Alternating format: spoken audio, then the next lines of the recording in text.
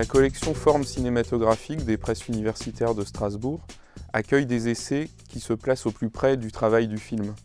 Ce qui distingue les sciences humaines les unes des autres, ce ne sont pas tant leurs objets que les questions qu'elles leur posent. Cette collection est animée par des chercheurs en études cinématographiques et souhaite faire la part belle à l'analyse filmique, cette école de l'attention qui permet d'accéder à une meilleure compréhension de l'image et de ses puissances dans l'intimité des œuvres. Cette collection entend ainsi, entre autres choses, réaffirmer qu'étudier des films, c'est se confronter à des images qui posent des problèmes éthiques, esthétiques, politiques, mais en des termes qui leur sont propres et sous des aspects inédits. Les deux premiers ouvrages publiés dans cette collection, qui est aussi la première consacrée aux études cinématographiques aux presses universitaires de Strasbourg, ont été précisément dirigés par deux enseignants-chercheurs issus de cette université et notamment de la Faculté des Arts, Nathalie Bittinger sur les cinémas d'Asie et Christophe Damour sur les études actorales, ce qui est peut-être l'occasion d'ailleurs, Christophe, de préciser ce que recouvre ce terme. Oui, alors l'ouvrage collectif que j'ai dirigé s'intitule « Jeux d'acteurs, corps et gestes au cinéma » et il s'intéresse effectivement à ce qu'on appelle les études actorales. Actoral est un néologisme, les études actorales sont un chantier de recherche relativement récent qui s'intéresse au jeu de l'acteur, à l'étude du jeu de l'acteur, une approche à la fois théorique et esthétique, stylistique, de la façon de jouer au cinéma qui vient compléter les traditionnelles approches socioculturelles traditionnelles sur les acteurs de cinéma.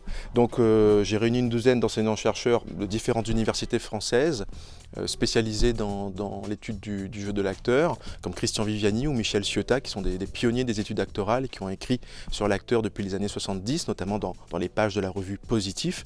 Mais il y a aussi d'autres enseignants-chercheurs de l'université de Paris 3, par exemple, Nicole Brenet, ou d'autres universités comme l'université de Caen. L'idée était donc d'appréhender le cinéma à partir de l'acteur et de voir ce que l'acteur et l'étude du jeu de l'acteur peut apporter à l'analyse filmique.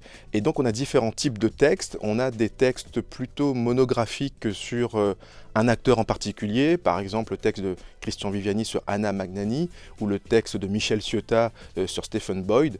Mais il y a aussi des textes qui analysent plus en détail certaines gestuelles. Je pense au texte de Yola Lequenec sur Emmanuel DeVos ou à celui de Myriam Jean sur Greta Garbo. Il y a d'autres textes comme celui de Laurent Guido de l'université de Lille sur Fay Wray dans King Kong qui propose une analyse gestuelle très précise à partir de saisies d'écran, de capture de photogrammes qui permet à la fois donc d'analyser très précisément le jeu de l'actrice dans certaines séquences, mais aussi de rapprocher la gestualité de l'actrice au cinéma de certaines codifications gestuelles prévues par des théoriciens du geste du 19e siècle et l'iconographie permet cela.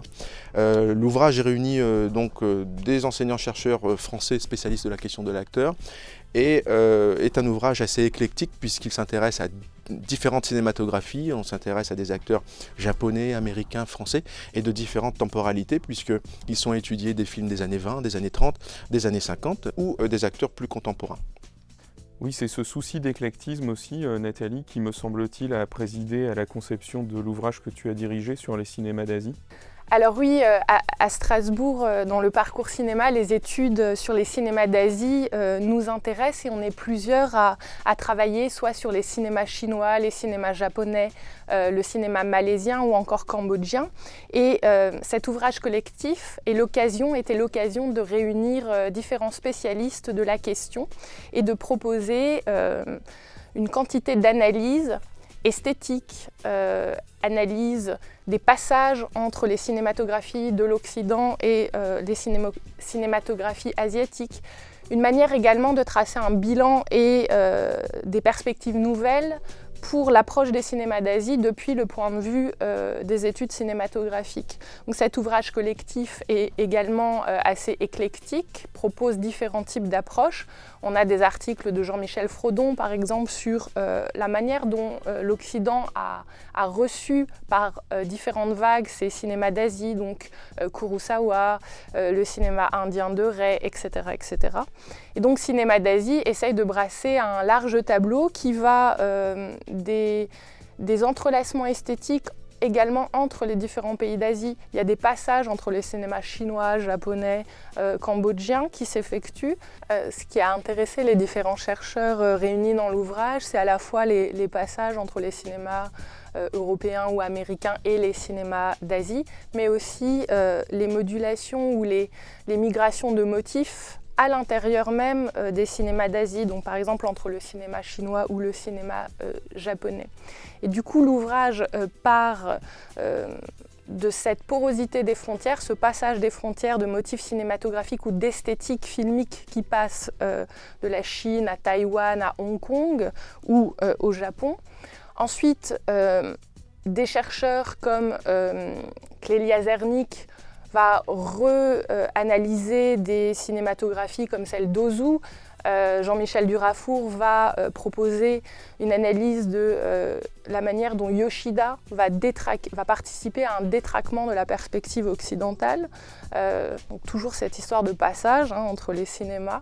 Et il y a également toute une analyse de la manière dont les cinémas d'Asie ont tenté de mettre en scène des mémoires traumatiques à partir des événements historiques qui ont traversé ces pays. Ça a donné lieu à des reconfigurations esthétiques de ces différents événements.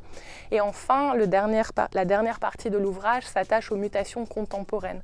À savoir que le cinéma chinois, par exemple, est très dynamique dans l'analyse de la mondialisation ou des mutations de la Chine actuelle, mais également dans ses rapports avec l'Occident.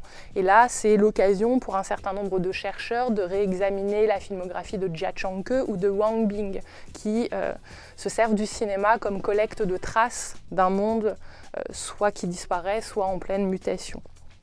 Merci à tous les deux.